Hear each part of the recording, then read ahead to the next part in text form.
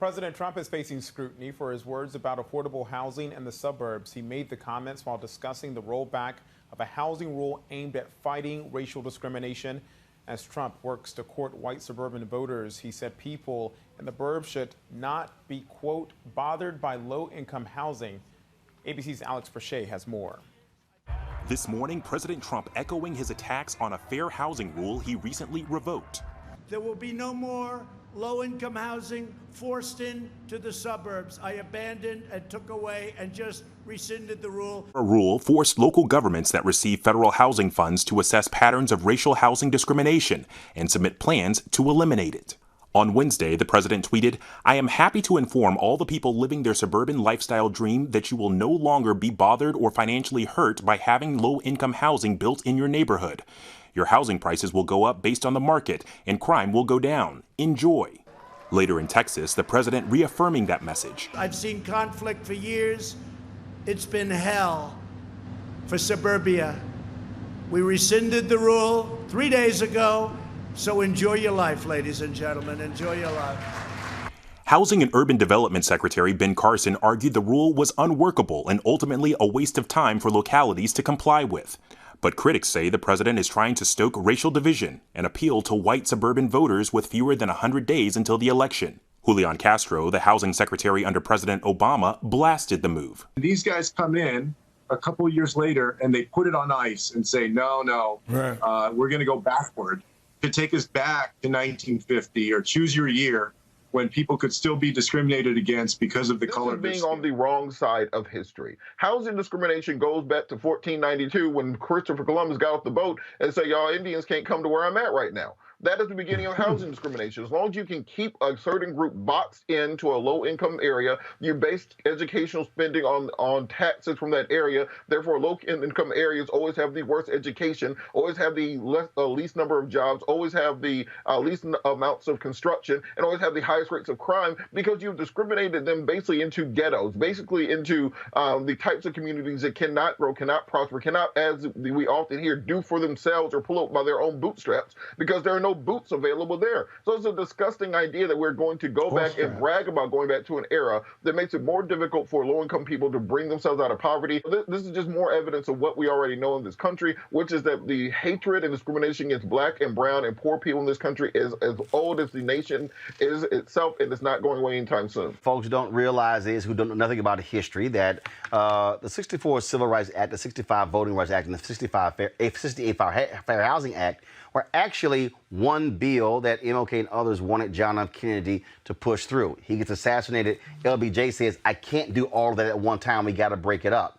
It passed, of course, 64 Civil Rights Act, Public Accommodation. 65 was Voting Rights Act. But people forget, Northern Republicans joined with Southern Democrats, and they filibustered for 2 years that Fair Housing Act because they did not want black folks living in their neighborhoods. What this racist Donald Trump is saying to those white folks, we gonna keep them out of y'all neighborhood. Y'all good. That's what he's saying, Brittany. Absolutely. I mean, this is Trump's MO. This is also America's MO. I think for all the listeners today, I would grab Kevin Cruz's White Flight. This was always sold in the language of rights. It's my right to live around who I want to live around. That's how they've gotten away with it for so long. It's my right to send my children to where I want them to go to school and with whom I want them to go to school with. But I mean, this doesn't surprise me. One, Trump is his polling very low. He's absolutely botched, messed up COVID-19. So he needs to reinvigorate his white supremacist base. And this is one of the best ways to do it. And this isn't something new to Donald Trump. Don't forget, Donald Trump was accused with his earliest apartments that he owned of not allowing black renters to live there. My name is Mae Wiggins. I was denied an apartment in the Trump buildings based on the color of my skin. Before Donald Trump got into the penthouses and the luxury casinos, he and his family were involved in low and moderate income rental housing in Brooklyn, Queens, and other cities. I applied and was told by the Trump Corporation that there were no vacancies. What they told May wasn't true, and when she complained to the New York Human Rights Commission, they were able to determine that she'd been lied to. They sent a Caucasian couple out, and they were told that there was a vacancy. You can't deny discrimination when the same unit that has been denied to a black person is offered to a white person. I felt very, very angry. The allegations of discrimination against the Trump businesses began when his dad was running the company, but then continued after Donald Trump was named as president. That's when the Justice Department became involved. We found how Trump personnel would be told to deal with people of color. One of the ways in which they were told to deal was to put a big C on their application. C for colored.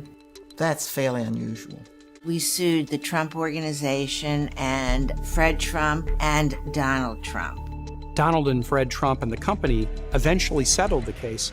Proof was so clear that the Justice Department was able to obtain a strong consent decree. It is functionally the same as being found guilty of discrimination, except you don't have to admit discrimination.